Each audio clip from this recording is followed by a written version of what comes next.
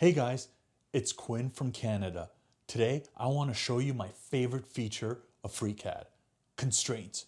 When I first started, I wasn't quite sure on them, they were a little bit weird and weird things kept happening, but I'm going to show you how to use this as a pro. I'm even going to show you some workarounds for the most common constraint problems you're going to encounter. Grab your beverage of choice, boys, and meet me at the computer. All right, guys, first things first, let's go into our Sketcher workbench. The easiest way to do this is just create new. Let's go down here to Sketcher. Now let's create a new sketch, and it doesn't matter which plane we select, so just click OK. So let's start out by making a line. Click here and put your line at let's say 20-degree tilt. Now you see that we have 4 degrees of freedom. What that's telling us is that in this sketch, we could take the object and we can move it horizontally, which is 1 degree of freedom, vertically, 2nd degree of freedom. I can make it longer and shorter, 3rd degree of freedom, and I can also rotate this around, which gives us the 4th degree of freedom. So the whole point of constraints is to essentially lock in the shape so it can't be manipulated. So let's start out by adding the most common constraint, which is the horizontal distance constraint and a vertical distance constraint. I'll start off the horizontal, and I want to click on the edge of this line, like the end point. You'll see it light up yellow when you're there. If you see the whole line light up yellow, you're not quite there yet. So click there, and then go to your origins and wait till it turns yellow as well. The origin is always available to us in every sketch. So click there and you will see the distance popping up. The value here is based on where you positioned the sketch. So if your numbers are different, it's all good.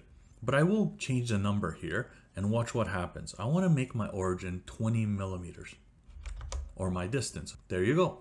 Now you'll notice that we only have 3 degrees of freedom. I can now move the sketch up and down, but I can't move it left to right. I can, of course, rotate or make it longer and shorter. So let's apply the vertical constraint in the same way to the same point.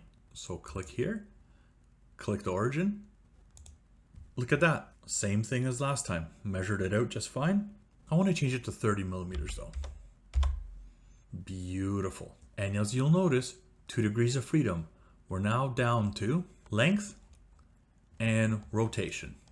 So let's restrain the length next. And I'll show you the wrong way first because this is what gets a lot of people. If you click on the horizontal distance constraint and you apply it to that line, you'll notice that it's locked at 31. Well, watch what happens. If you try to move it up or down, the line gets longer because we're only constrained in this dimension. So this point can only travel up and down along the horizontal axis. That is not what we want. So let's just undo this. Undo it again.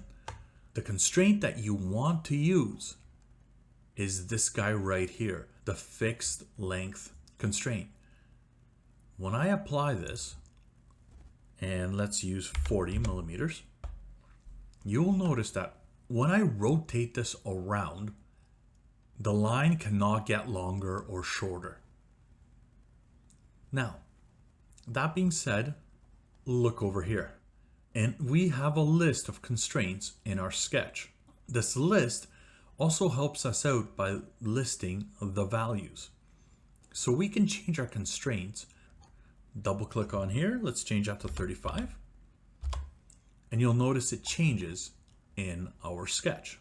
You'll also notice that, again, once we apply that constraint, we're down to 1 degree of freedom, which is the rotation. Let's do something about that. There's 2 very common constraints that we could use here.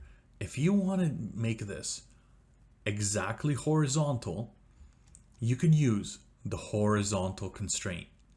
Click here, click the line, and you'll notice this icon right up here that appears. This tells me that that line always has to be horizontal. And with that, we're fully constrained, and you'll notice that this has gone green. That's our indication. This command does have a partner, and that is the create vertical constraint. Let's select it now and try to apply it to the sketch.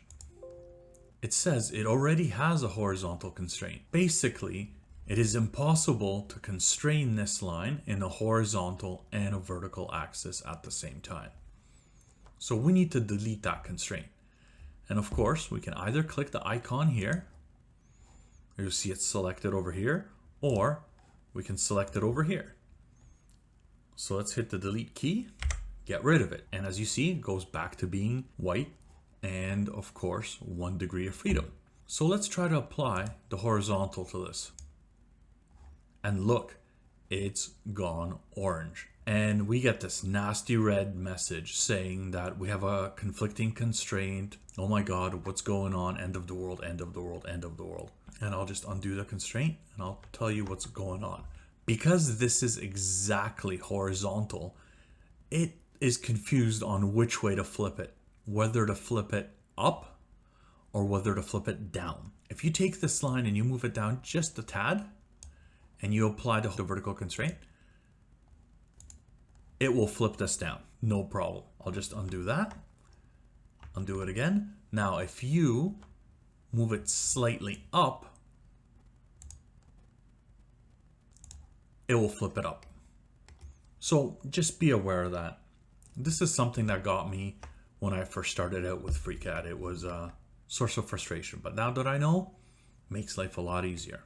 So the next one that we can actually apply here is our fixed angle. So I can click on this guy here and I can use a reference of this line here, my horizontal axis, or my vertical axis. I'm just going to use my horizontal axis and I'm going to apply a degree of 30 degrees. Now notice I don't have anything here. Well, he's right here. If you click on the constraint here and you right click and you go center sketch, it will jump right to that constraint.